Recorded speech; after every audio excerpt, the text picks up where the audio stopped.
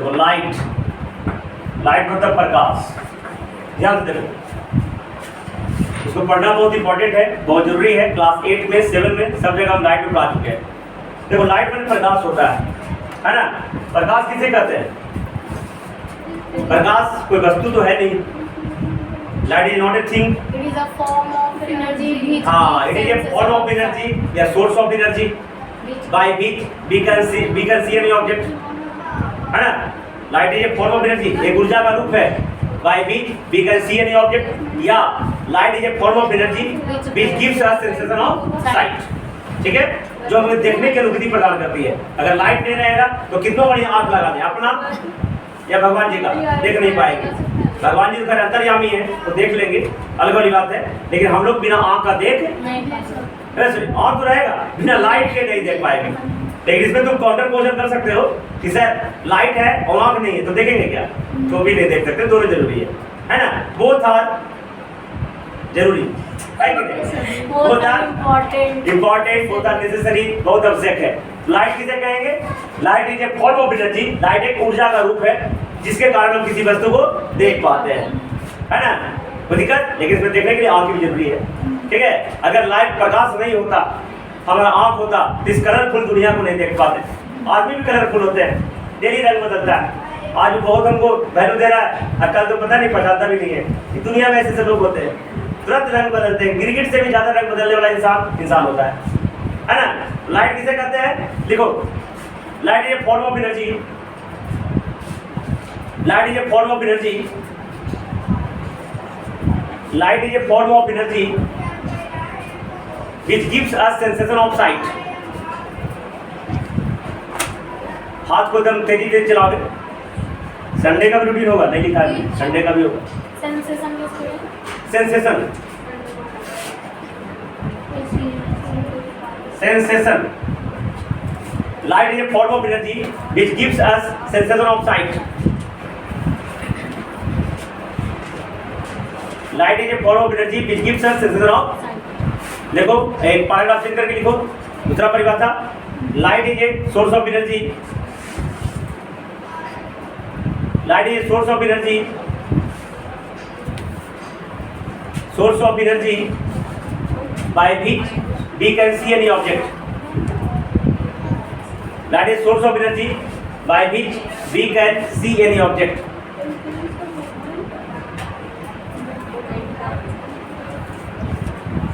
ठीक है, अब देखो जी, कीर्ति कुमारी, बहुत इंपॉर्टेंट टॉपिक।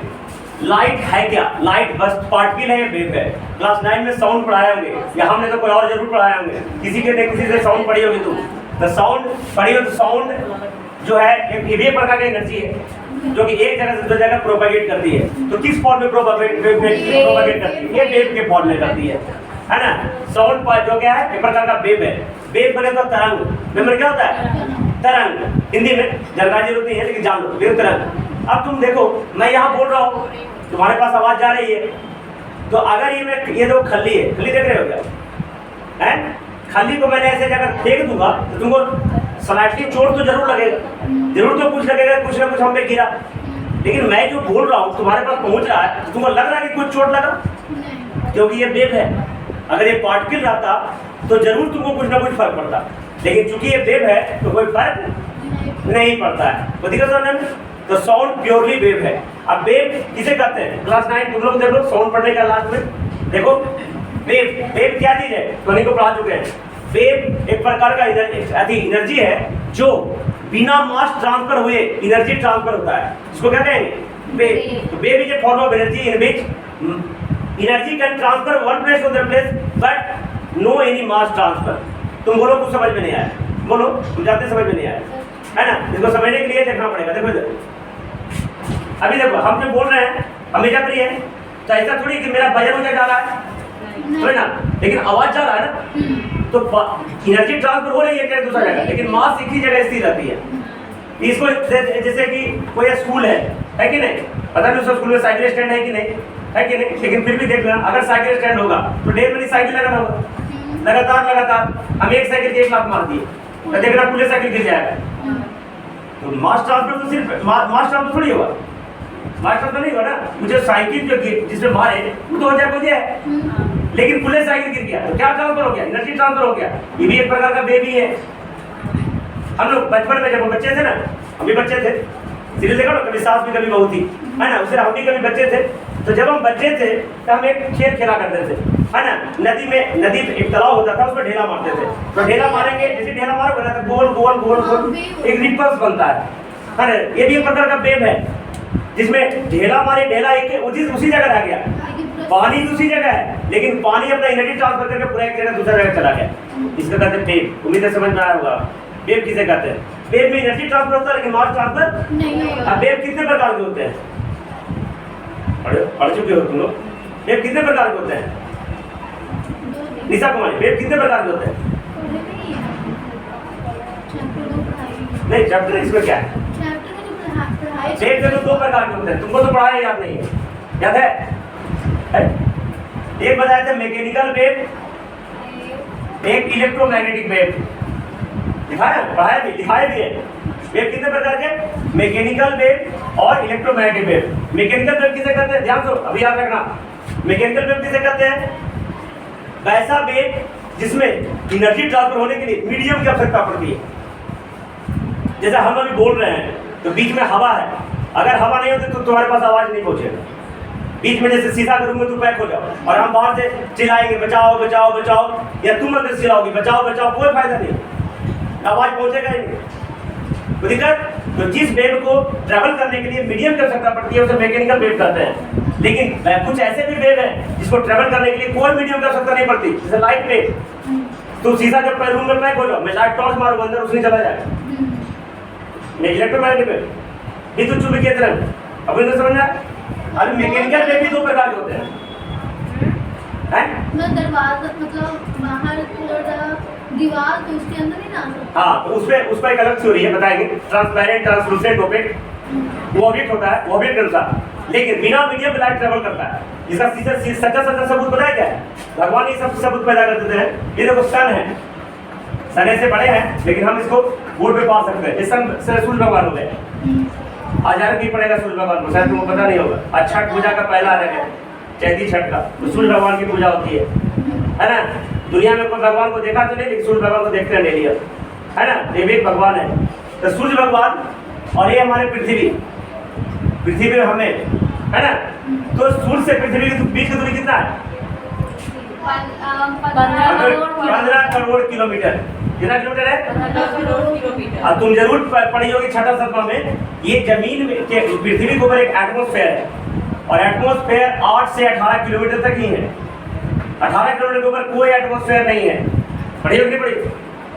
इस एटमॉस्फेयर को कहते हैं, तो जी लिथोस्फेयर हो गया, ये सॉरी लिथोस्फेयर तो जमीन वाला हो गया, इसके ऊपर ट्रोपोस्फेयर हुआ, और इसके ऊपर एक स्ट्रेटोस्फेयर होता है। लिथोस्फेयर और ट्रोपोस्फेयर सेम नहीं बेटा, लिथोस्फेयर जमीन वाला होता है। जमीन के ऊपर जो वायुमंडल होता है ना, यहाँ ट्रोपोस्फेयर हो गया बेटा, और पूरा जो जमीन वाला जो है ना वो लिथोस्फेयर हो गया बेटा, थोड़ा सा अंतर है। इसके ऊपर स्ट्रेटोस्फेयर होता है। क्या होता है? यहाँ पे कोई एनवायरमेंट नहीं होता है, तुमको शायद पता नहीं होगा। पता है तो ठीक है, नहीं पता मैं बताता हूँ। इसी से एरोप्लेन जाती है, एरोप्लेन इस स्फीयर में नहीं जाती है, यहाँ से लैंड होने के ऊपर चली जाती है स्ट्रेटोस्फीयर में, है ना। तो यहाँ पे कोई एनवायरमेंट नहीं, कोई मीडियम नहीं, कोई दिक्कत। फिर भी हमको यहाँ से यहाँ रोशनी आ रही है बिना मीडियम। तो मीडियम का आवश्यकता तो है नहीं लाइट में, अगर मीडियम का आवश्यकता होता तो आता ही नहीं। तो जिस वेव को मीडियम का आवश्यकता नहीं पड़ती उसे क्या कहेंगे? Electromagnetic wave. कोई दिक्कत? तो ये हमारा लाइट इलेक्ट्रोमैग्नेटिक वेव है। कोई दिक्कत? अब मैकेनिकल वेव 2 प्रकार होते हैं, एक लॉन्गिट्यूडनल वेव, एक ट्रांसवर्स वेव। ये पढ़ी होगी, एक साउंड चैप्टर इसके बिना चल ही नहीं सकता। Longitudinal wave and transverse wave. तो लॉन्गिट्यूडनल वेव क्या है? अब याद आ रहा है? दिखाया तुम्हारे पूरा थ्योरी दिखाया है। मीन पोजीशन के आगे पीछे, मीन पोजीशन के आगे पीछे कोई वस्तु ट्रैवल करता है एनर्जी, उसे कहेंगे लॉन्गिट्यूडनल वेव। और मीन पोजीशन के ऊपर नीचे जब मूव करता है उसे कहते हैं ट्रांसवर्स वेव। तो पानी में ढेला मारे तो रिपल्स बना, वो ट्रांसवर्स वेव है। जब मेरा आवाज जो बोल रहे हैं एक लॉन्गिट्यूडनल वेव है, अंडरस्टैंड। तो ये दोनों साउंड तक हमारे पढ़ना लाइट कैसा वेव है? इलेक्ट्रोमैग्नेटिक वेव है। तभी मैंने क्या चीज जाना? लाइट के बारे में जाना। लाइट क्या चीज है? एक फॉर्म ऑफ एनर्जी है, सोर्स ऑफ एनर्जी है, जिसके कारण किसी वस्तु को देख पाते हैं। दूसरा मैंने क्या बताया? लाइट एक जाओ, लाइट एक वेव है, लाइट एक तीसरा चीज मैंने क्या जाना, लाइट एक इलेक्ट्रोमैग्नेटिक वेव है। ठीक है, अब देखो इसमें अब आती है थोड़ा सा कंफ्यूजन। बहुत सारे वैज्ञानिक कंफ्यूजन पैदा करते हैं। कुछ वैज्ञानिक जो है लाइट को वेव बताते हैं, लेकिन तुम देखो इधर ये खिड़की है, खिड़की देख रहे हो, नहीं देख रहे हो, ये दिस इज खिड़की, मतलब दिस इज विंडो, विंडो के बोलते मैंने विंडो का गेट बंद करने वाला नहीं है ना इसमें, है इसमें नहीं है, एक ही ना है, एक नहीं है। लेकिन अगर हम उसको विंडो को बंद कर दें तो लाइट आएगा क्या? आएगा। तो विंडो बंद कर तो लाइट नहीं ये आएगा, तो आएगा ना। है? दोनों मान ली। दोनों बंद कर देंगे तो नहीं आएगा ना। तो बताओ, लेकिन अगर दोनों खिड़की के दोनों पल्ला को बंद कर दें तो मेरा आवाज बाहर जाएगा कि नहीं? जाएगा। जाएगा, काहे कि वो वेव है। लेकिन ये इस कैरेक्टरिस्टिक के अनुसार तो पार्टिकल भी है, पार्टिकल था ना, तो उसको रोक दिया मैंने। इतना क्या, छोड़ो ना, आईना देखो, आईना पे पड़ के रिवर्स हो जाता है, बाउंस बैक हो जाता है। तो कोई पार्टिकल रहेगा तभी बाउंस बैक होगा ना। तो हमारे उस समय जमाने के बहुत ही प्रकांड विद्वान, प्रकांड साइंटिस्ट सर आइजैक न्यूटन नाम सुनो, तो सर आइजैक न्यूटन ने थ्योरी दिया कि light is a group of corpuscles, है ना, that is group of corpuscles. Corpuscle में छोटा छोटा कण है, लाइट भी क्या है, छोटा छोटा, और कण है तभी इसको हम रोक देते हैं, रिफ्लेक्ट हो जाता है ना। अगर कण नहीं होता तो रिफ्लेक्ट कैसे करते हैं, ये होते है ना। और भी बहुत सारे एविडेंस पैदा किए जिससे साबित किए उसने न्यूटन ने कि लाइट एक पार्टिकल है। ठीक है, लेकिन अब यहाँ पे कंफ्यूजन पैदा होता है कि लाइट अगर पार्टिकल है तो सोचो इसका स्पीड पता है कितना है? 3 लाख किलोमीटर पर सेकेंड, 3 × 10⁸ मीटर पर सेकेंड या 3 × 10⁵ किलोमीटर पर सेकेंड। तो कोई पार्टिकल इतना स्पीड से दौड़ेगा? एक नॉर्मल सा ये जो डस्टर है, मान लें 10 ग्राम या 100 ग्राम का होगा, इसको हम अगर थोड़ा भी स्पीड से मारेंगे तो फिर टकरा जाएगा, तो तुम्हारा मुंह का चुरा जाएगा। तो सोचो लाइट पार्टिकल रहता है, इतना स्पीड से दौड़ेगा तो मेरा मुंह का तो चुरा जाना चाहिए। देखा हमको लाइट पड़ रहा, कुछ नहीं हो रहा। तो फिर धीरे धीरे एक ह्यूजेंस आए, उसके बाद डी ब्रोगली आए, बहुत सारे वैज्ञानिकों ने बताया कि लाइट पार्टिकल के साथ साथ वेव भी है। मैंने तो अब हम जानते हैं कि light shows particle nature as well as wave nature, light दोनों है। ये जो दोनों है इस थ्योरी को बोलते हैं क्वांटम थ्योरी ऑफ लाइट। क्या बोलते हैं? किताब में देखो, है ना, टूट गया क्वांटम थ्योरी ऑफ। तो क्वांटम थ्योरी ऑफ लाइट को पूछेगा तो क्या बोलेंगे? तब सिंपल बोलना, लाइट सोच डुअल कैरेक्टर, डुअल समझते हो? हाँ, दोनों कैरेक्टर शो करता है। इस shows wave nature and well as particle nature, this theory known as quantum theory of light. तो कोई तुमसे पूछ देगा कि लाइट एक ग्रुप ऑफ का, किसने बताया था? सर आइजैक न्यूटन ने। और सर आइजैक न्यूटन फिजिक्स के, क्लासिकल फिजिक्स से बहुत बड़े ज्ञाता है और उनका चलती भी थी, क्यों बताया ना? तो जनरल हिस्ट्री में पढ़े क्यों होंगे? इंग्लैंड का पूरा दुनिया पे राज था, इंग्लैंड के ही थे बेचारे सर आइजैक न्यूटन, तो उन्हीं का सब चीज चलता था। बाकी वैज्ञानिकों का कम चलता था उस समय, है ना, जिसकी लाठी उसकी भैंस, आज भी वही चलता है। तो इस तरह तो सर आइजैक न्यूटन ने बताया था ग्रुप ऑफ कॉर्पसूल, लेकिन लाइट दोनों है। तो मैंने अब देखो लाइट प्रोड्यूस करने के अनुसार सब हम बता देते हैं, दिखा देंगे अगले दिन में। लाइट प्रोड्यूस करने के अनुसार ऑब्जेक्ट दो प्रकार के होते हैं।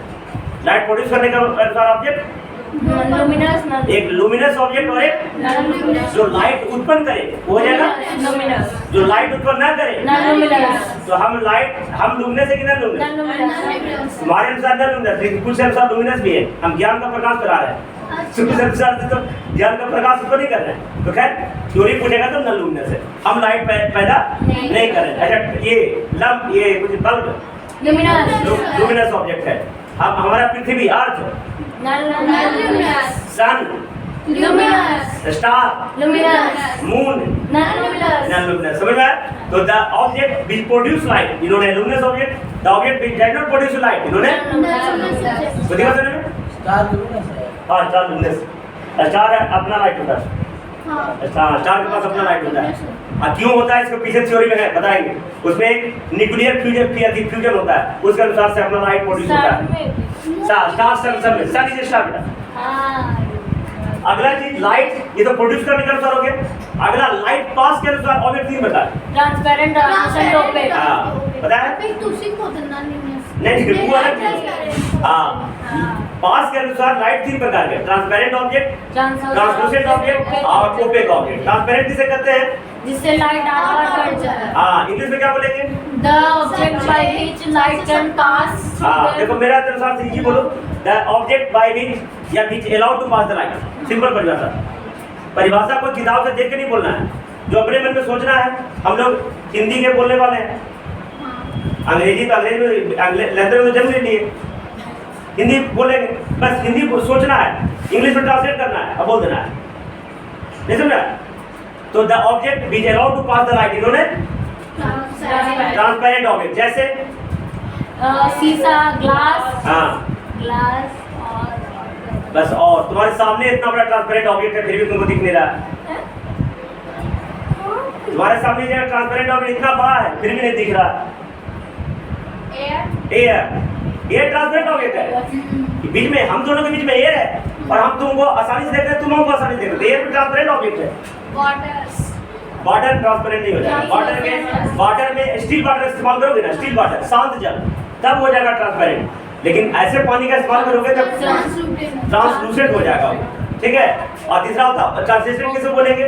The object which allows some light to pass through the। हाँ, देखो हम बोल रहे हैं the object which allows by which some part of light can pass but some part of light does not pass, known as translucent object, जैसे oily paper, water, etc, ठीक है।